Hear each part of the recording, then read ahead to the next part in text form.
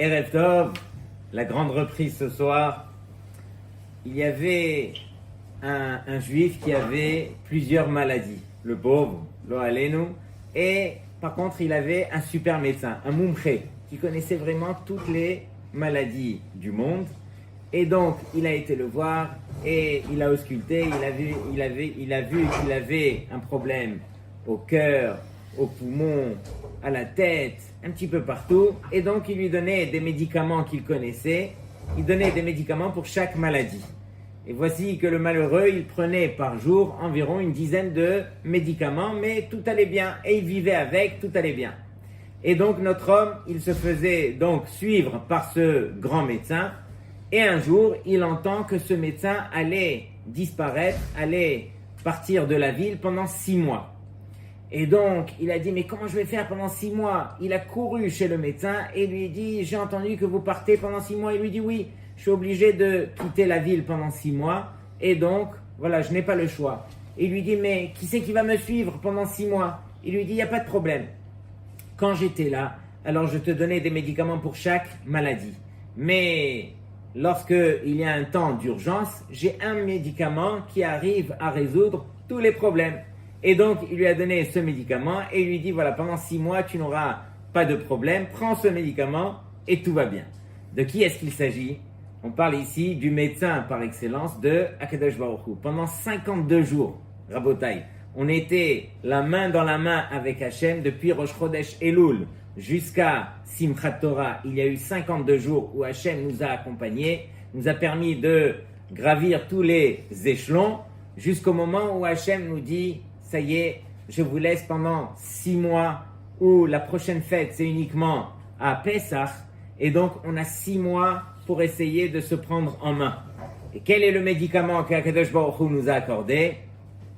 Torah. Akadosh Baruch Hu nous a accordé Torah et il nous a dit, ne vous en faites pas, il n'y a qu'un seul médicament, quelqu'un qui s'accroche à la Torah, alors c'est sûr qu'il pourra surmonter encore toutes les épreuves jusqu'à la prochaine fête où là, Akadosh Baruch Hu réapparaîtra comme il l'a fait pendant tout ce moment-là.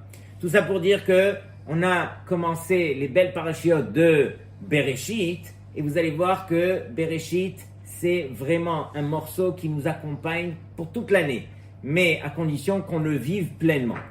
La Gemara dans Masechet Avodah Zara, elle appelle le livre de Bereshit Sefer Hayashar.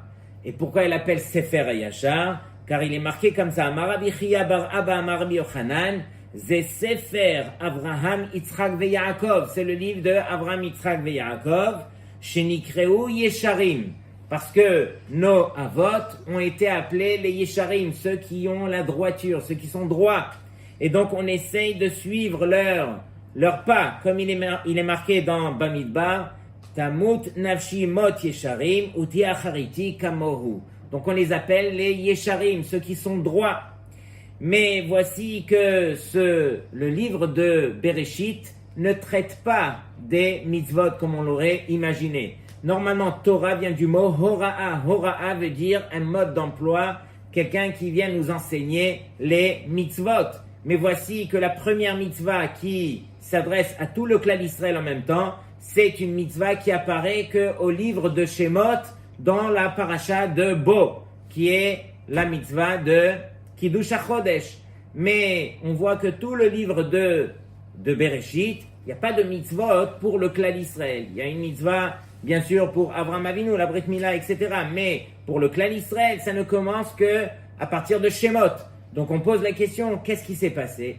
Et on remarque que le livre de Bereshit, lui, alors il est parsemé de tout ce qu'on appelle la Avodat Hamidot. C'est là qu'on apprend comment est-ce qu'on doit se comporter. Arrête, ce livre, il est camouflé par des histoires. Et au travers des histoires qui sont racontées, alors c'est vraiment de manière très précise pour nous enseigner comment est-ce qu'un homme doit apprendre à se comporter au niveau de ses midot. Et donc, la question qui est posée ici, je vais vous lire la question de nul autre que Rabbi Chaim Vital, qui est l'élève du Harizal. Rabbi Chaim Vital a écrit un livre très très chashuv sur les midot qui s'appelle Sha'arei Kedusha. Et dans ce livre, il pose une question avec une réponse magnifique. Celui qui comprend cette question, ça lui permet de voir les choses complètement différemment.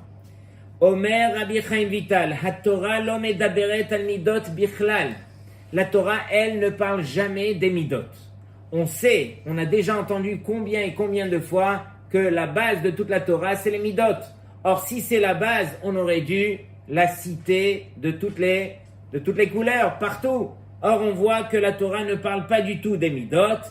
En mitzvah batorah al-anava. On n'a pas de mitzvah prescrite dans la Torah clairement, explicitement, où on te dit tu dois être anav. On sait que Moshe Rabbeinu a été qualifié de l'homme le plus anav. Mais il n'est pas marqué que chacun d'entre nous, on a l'obligation d'être anav. De même, en isur bichlal al-kaas. Il n'y a pas de isur explicite dans la Torah où tu n'as pas le droit de t'énerver. On aurait dû le marquer au moins dans les 10 commandements. L'amrot, shechazal omrim, shekol hakohes, keilu oved avodah zara, bien que les chachamim nous ont enseigné que tout celui qui se met en colère, c'est comme s'il faisait avodah zara. Pourquoi? Parce qu'il sort de ses moyens pour aller s'adonner à quelque chose qui ressemblerait à la avodah zara. Mais même ça, c'est pas marqué clairement dans la Torah. Aval en Torah shum tzivui al kaas. Donc on voit que clairement c'est pas marqué. HaTorah lo metzava otra lo lichos, HaTorah lo metzava otra lo lihiot anav. De même, la Torah ne t'ordonne pas toutes ces choses-là. Et donc la question qu'on pose, comment se fait-il que ces midot n'ont pas été prescrites de manière explicite dans la Torah? On aurait dû les voir de manière beaucoup plus précise.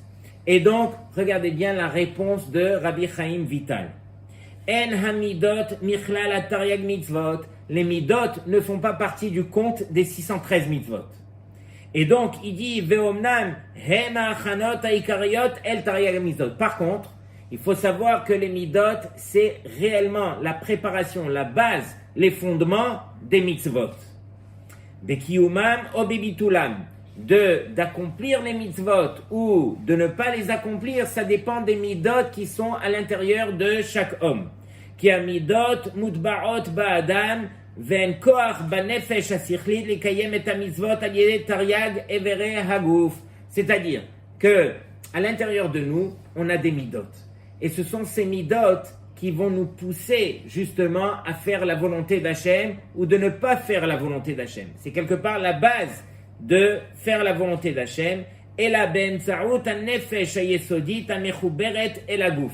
Donc, la seule chose qui permet à notre corps d'agir en fonction des mitzvot d'Hachem, c'est uniquement parce que ce gouffre, il est propulsé, il est motivé par les midot qui sont à l'intérieur de nous. Du fait que ces midot-là, c'est ça ce qui nous pousse à accomplir les mitzvot, donc on a collé quelque part les midot qui vont pousser le corps à faire la volonté d'Hachem. Veyoter tzarich leizaher ha'adam mimidot ra'ot me'asher mikiyum mitzvot. Et regardez bien ce qu'il dit, ça fait peur à la limite. Il dit que un homme doit faire plus attention aux midot qu'à l'accomplissement des mitzvot. Pourquoi? Arrête, le but dans la Torah, c'est d'accomplir la volonté d'Hachem, d'accomplir les 613 mitzvot. Or lui nous dit non, faites attention, il faut regarder la base. La base, ce sont les midot. Donc faites plus attention aux midot qu'aux mitzvot. Pourquoi? Il dit Me'asher mikiyum mitzvot aseh velota aseh ki bihyoto ba'al midot tovot. Car lorsqu'il aura de bonnes midot, benakel yekayem et kol mitzvot. Très facilement, il pourra accomplir les mitzvot. Donc on voit que l'accomplissement des mitzvot est directement lié aux midot qui sont à l'intérieur de nous. Et donc la question revient encore une fois, comment se fait-il que ça n'a pas été enseigné de manière explicite? Si c'est vraiment la base, si c'est vraiment aussi important et que les mitzvot dépendent des midot, alors normalement on aurait dû le marquer clairement.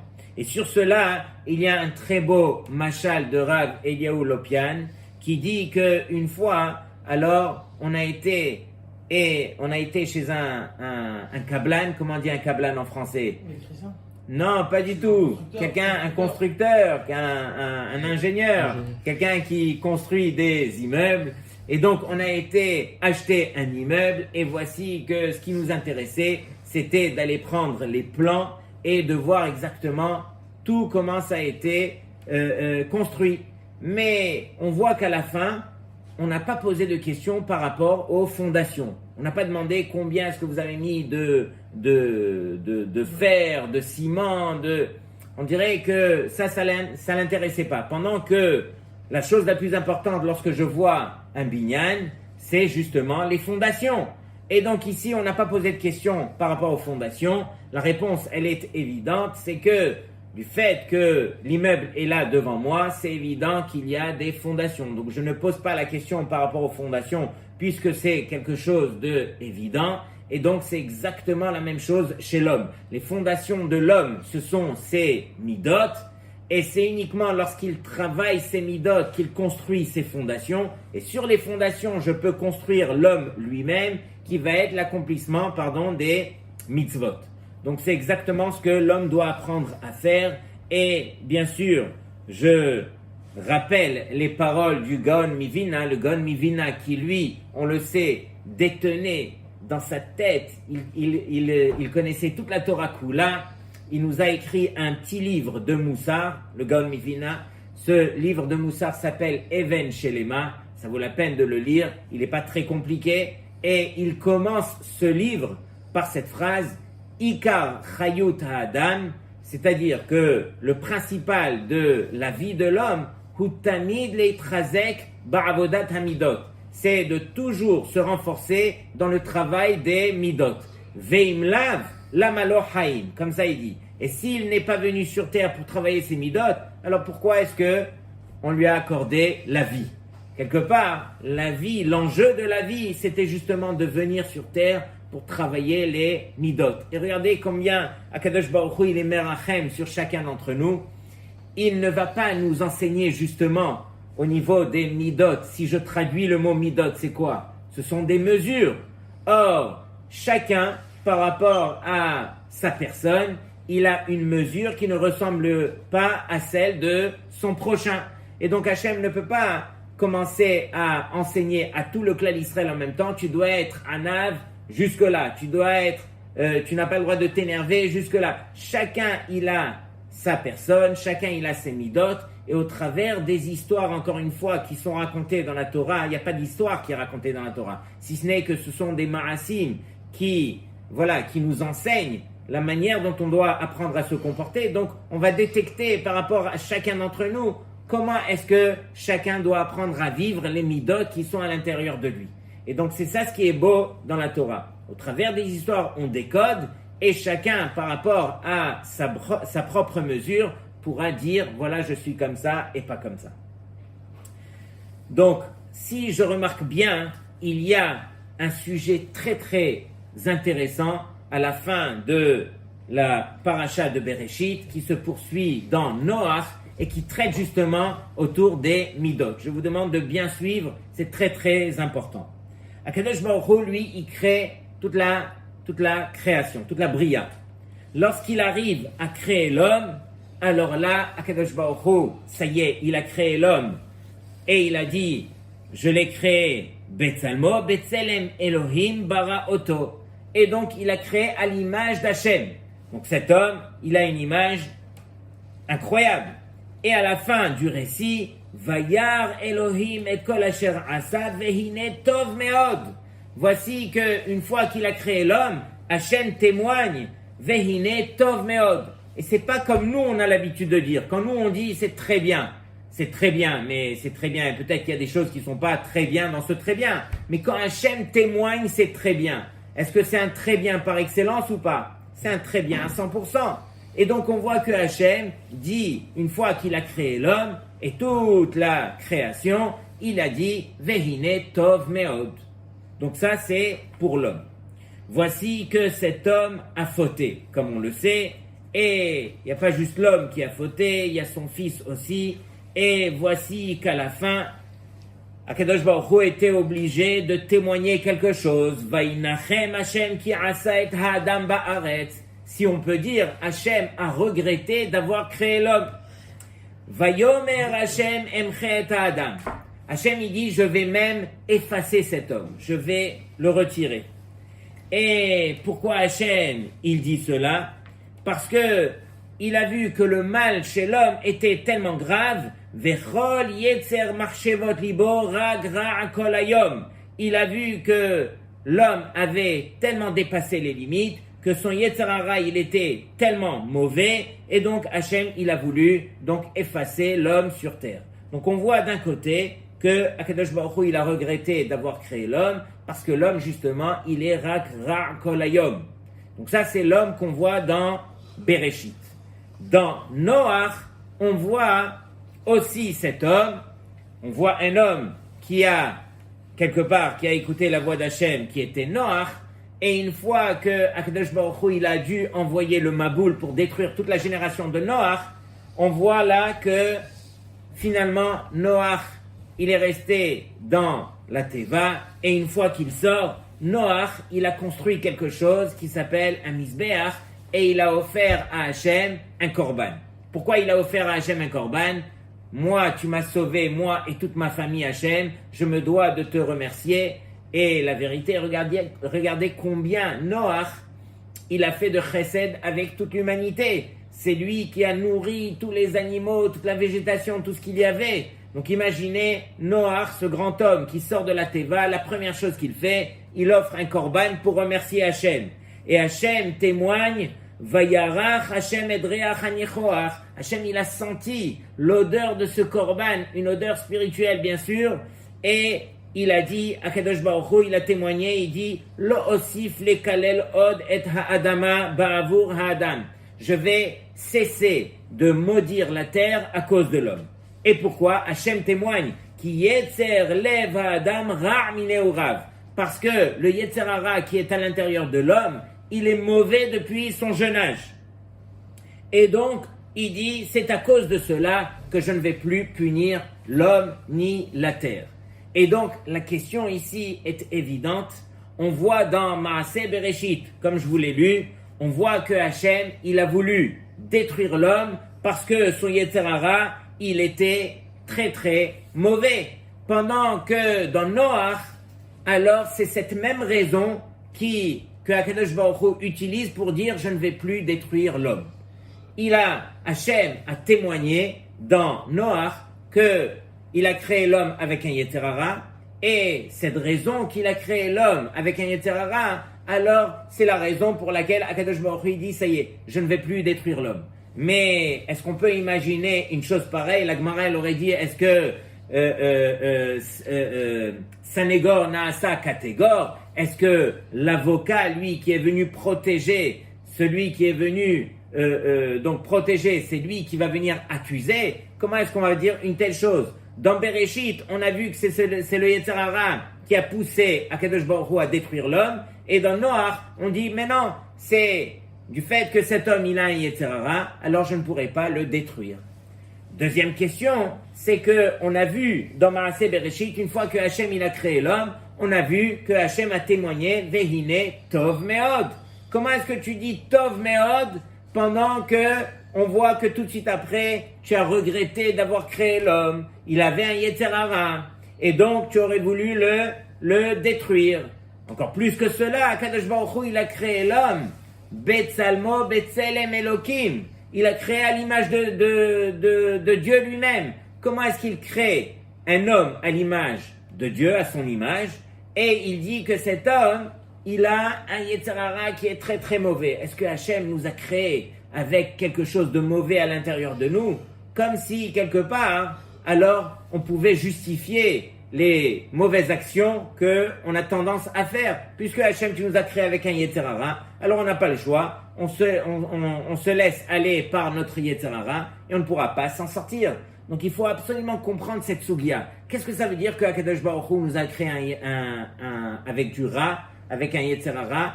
Et qu'est-ce que ça veut dire que ce yetzer hara qui, sauf, il a été créé par Hachem à l'image de Dieu, Hachem témoigne que Vayar Elohim Kitov, que c'était bien. Si on remarque bien, alors il y a quand même une différence dans le langage entre Bereshit et Noach. Il est marqué, si je vous le lis, il est marqué dans Noach Ki yetzer lev adam ra' mineorav, parce que le yetzer hara de l'homme, il est mauvais depuis son jeune âge. Dans Bereshit, c'est marqué encore plus que cela. Vechol yetzer. C'est pas marqué qui yetzer, vechol yetzer. Marchevot libo, rak ra kol hayom. C'est pas marqué ra uniquement, c'est marqué rak ra. C'est uniquement ra, kol hayom.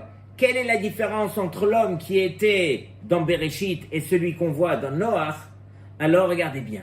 Le Midrash nous dit que le premier sur terre qui a étudié Torah, c'était nul autre que Noach. D'où est-ce qu'on voit cela?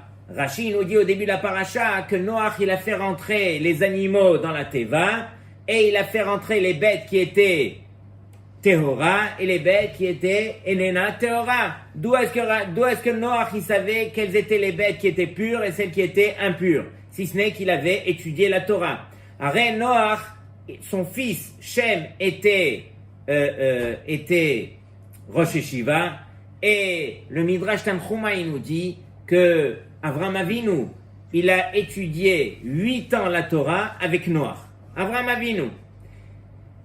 Et le Midrash il dit que si Adam Arishon avait étudié la Torah, jamais il aurait goûté à la mort. Donc on voit que d'après le Midrash, Avraham Avinu Adam Arishon n'a pas étudié la Torah. Premier qui a étudié la Torah, c'était Noach. Et Noach, grâce à cette Torah, il a reconnu Hachem, il est sorti de la Teva, il a offert un korban. Tout ça pour dire que l'homme, lorsqu'on lui accorde la Torah, il a une chance de s'en sortir. Peut-être qu'on a un Yetzer Hara, mais on n'est pas nous-mêmes un Yetzer Hara. Akadosh Baruch Hu, alors il a choisi de nous habiller avec quelque chose qui s'appelle un Yetzer Hara. Mais justement, l'homme doit réaliser que lui-même, il peut enlever ce vêtement et s'en sortir, se travailler. L'homme lui-même, il est profondément très très bon. La preuve en est, c'est qu'une fois que Noach, il a vu que toute sa génération a été détruite, la première chose qui lui est venue, c'était de faire du bien.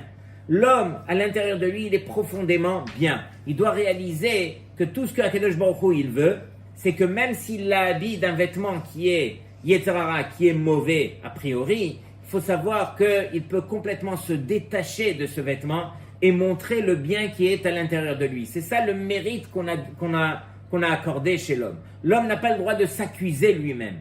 Une fois, j'ai entendu quelque chose de magnifique. Il y avait une fois un homme qu'on avait accusé aux États-Unis d'un meurtre, homicide volontaire. Et voici qu'on l'a traîné en justice et on lui a accordé le meilleur avocat pour le défendre. Et voici qu'il est arrivé et ça a duré pendant 2 semaines en cours où on a emmené des témoins, on a emmené des preuves et de tous les côtés. Et en fin de compte, à l'unanimité, toutes les personnes qui ont comparu, alors ils ont témoigné que cet homme était coupable d'homicide volontaire.